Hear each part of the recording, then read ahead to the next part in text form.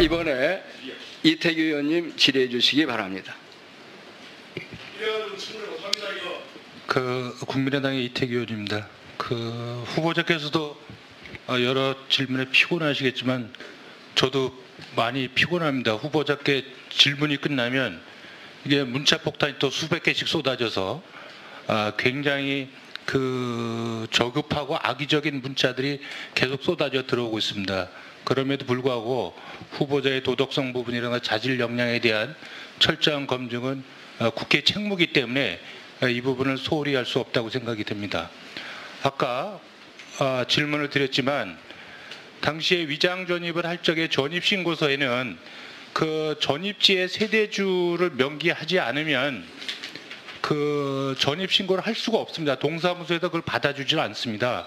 그렇기 때문에 제가 누구냐고 그거를 질문 드렸을 때 그것이 기억할 수 없다고 이렇게 말씀하셨는데 지금 이 위장 전입이 후보자와 후보자 따님뿐만이 아니라 배우자와 또 다른 따님들, 그러니까 일가족이 두 차례에 걸쳐서 다 위장 전입을 했단 말이에요.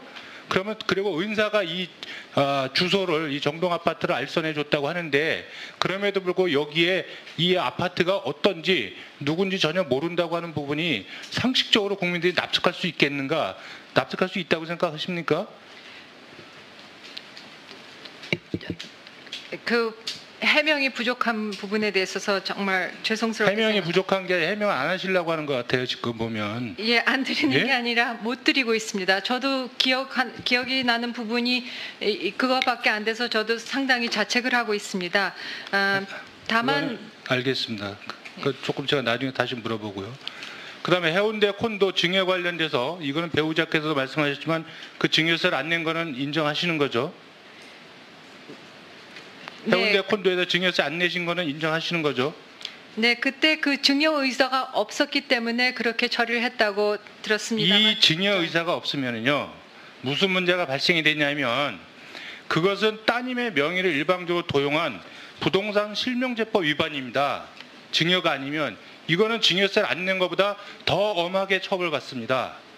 그러니까 둘 중에 한 가지를 선택을 하셔야 돼요. 증여세를 안 낸 것인지 부동산 실명제법을 위반한 것인지 이 둘 중에 하나를 어느 것을 선택하셔야지 둘 다 피해 가실 수 없는 겁니다. 근데 중요한 부분은 여기에 외교부 당국자나 이런 부분을 통해서 언론에 해명하는 거 보면 증여된 게 실제로 없기 때문에 마치 증여세를 내지 않아도 안 내도 된다 이런 식으로 해명하고 있어요. 이거야말로 제가 볼 때는 후보자가 법을 우습게 알고 법 질서를 훼손하는 이게 굉장히 중대한 문제입니다. 그리고 따님이 실질적으로 이익이 없기 때문에 증여받은 게 없다. 다시 아버님한테 돌려줬죠. 제 증여입니다. 거기에도 증여세를 내야 되는 겁니다. 법이 그렇게 돼 있어요. 근데 마치 이 부분에 법적으로 아무 문제가 없다 이런 식으로 지금 해명을 하고 있는데 이게 도대체 외교부에 누가 이렇게 얘기하는 겁니까? 어쩌면 후보자 동의를 받아서 하는 걸 텐데 이런 식으로 법 해석을 일방적으로 해가지고 국민을 호도하고 있습니까? 기획조정실장 그렇게 했습니까? 후보자한테 그렇게 코치하고 있습니까?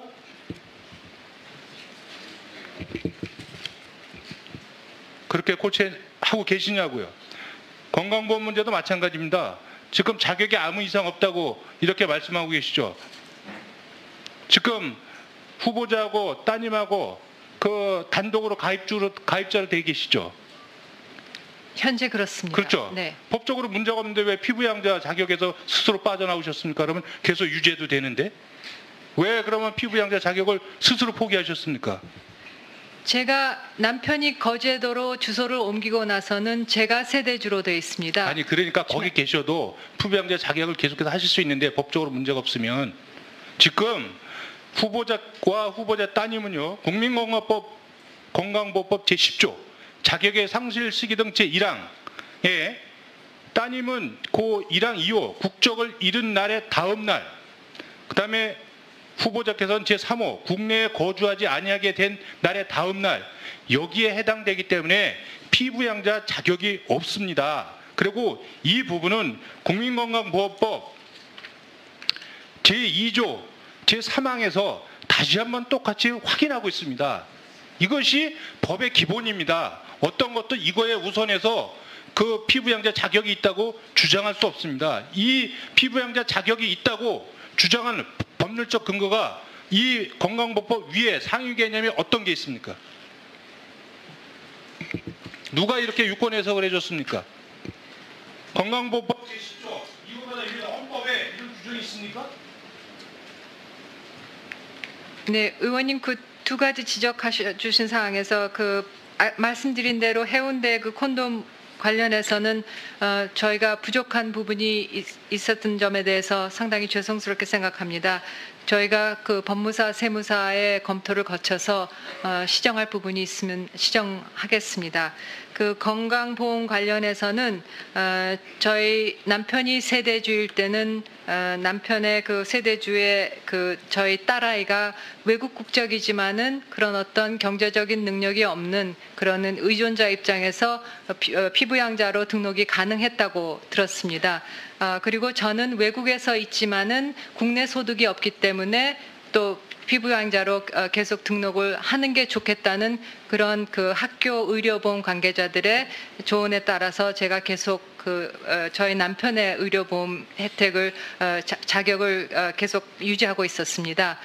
저희가 검토한 바에 의하면은 저희가 어긴 그런 어떤 법 규정은 건강보험 관련해서 없는 것으로 생각합니다만은 저희가 충분히 소명을 드리지 못한 부분에 대해서 죄송하게 생각합니다.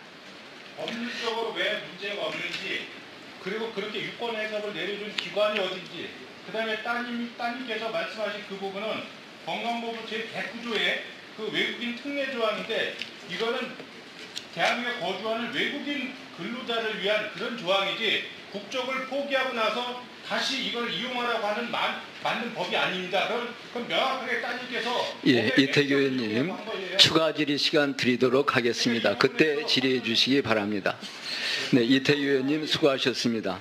이번에는 뿐만이 아니라 배우자와 또 다른 따님들과 일가족이 두 차례에 걸쳐서 다 위장전입을 했단 말이에요. 그리고 의사가 이 주소를, 이 정동 아파트를 알선해 줬다고 하는데, 그럼에도 불구하고 여기에 이 아파트가 어떤지 누군지 전혀 모른다고 하는 부분이 상식적으로 국민들이 납득할 수 있겠는가? 납득할 수 있다고 생각하십니까? 그 해명이 부족한 부분에 대해서 정말 죄송스럽게 해명이 생각합니다. 부족한 게 해명 안 하시려고 하는 것 같아요, 지금 보면. 예, 안 드리는 예? 게 아니라 못 드리고 있습니다. 저도 기억이 나는 부분이 그거밖에 안 돼서 저도 상당히 자책을 하고 있습니다. 다만 알겠습니다. 조금 제가 나중에 다시 물어보고요. 그다음에 해운대 콘도 증여 관련돼서 이거는 배우자께서도 말씀하셨지만 그 증여세를 안 낸 거는 인정하시는 거죠? 해운대 네, 콘도에서 증여세 안 내신 거는 인정하시는 거죠?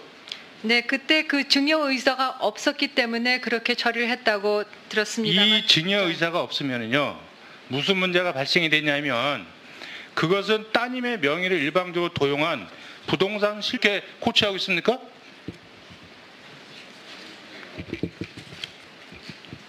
그렇게 코치하고 계시냐고요.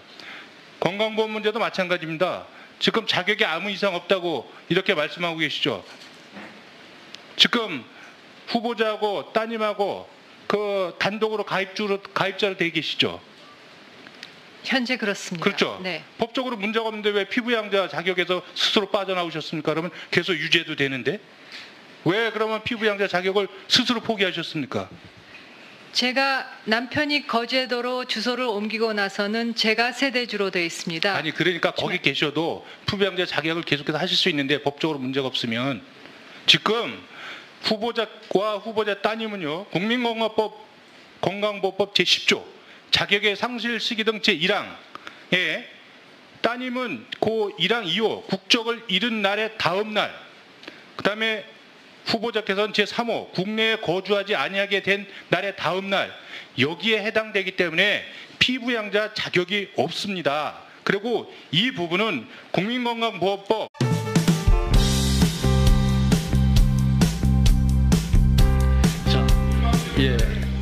이번에 이태규 의원님 질의해 주시기 바랍니다.